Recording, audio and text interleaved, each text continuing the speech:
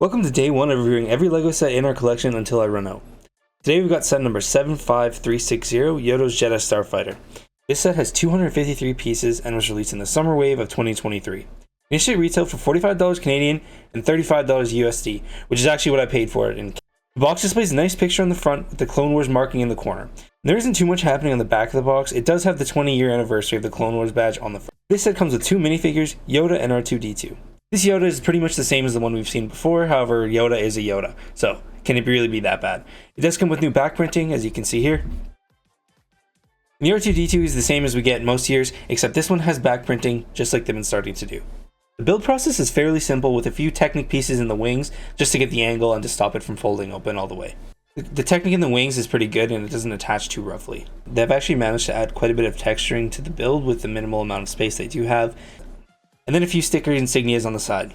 Does have a gun on the bottom in addition to the new flick-fired missiles. The wings are handled pretty well, and if you see on the side of the wing, there's a little Technic piece that sticks out so the wings can't fold out all the way. This set is pretty small, but for how small it is, it's actually got some weight to it. It also has flick-fired missiles that are actually hidden pretty well and doesn't distract from the overall build of the set.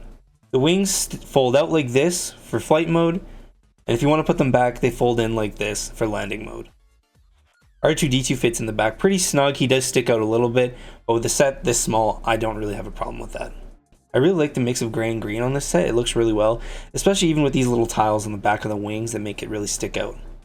Overall, this is really accurate to what we see in the Clone Wars. The only difference is in the Clone Wars, it's a little bit more circular and a little fatter.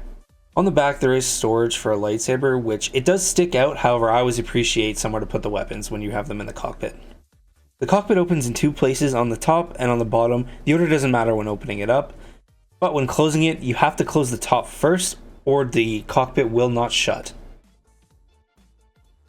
There is a few stickers, one on the side of the hull and one on the side of the wings, and a couple on top, but really nothing big.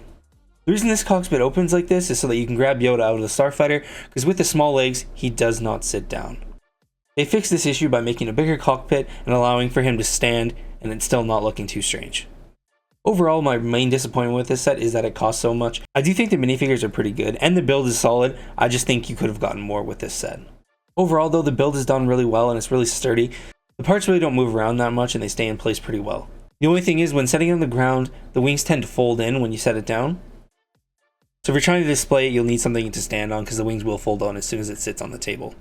Overall, I'm really happy with the accuracy on this set. It depicts what we see in the Clone Wars really well. I also think the flick-fire missiles are a good incorporation into this, as they're hidden pretty well, they don't distract from the build. However, it still adds for a little bit of playability. I do think the 2 minifigures in this set were perfect. However, an inclusion of something specifically to that episode would have been pretty cool. I do understand, though, adding something new like a new minifigure would probably up the price even more. Overall, this set is pretty good, and I would recommend it if you like Jedi Interceptors.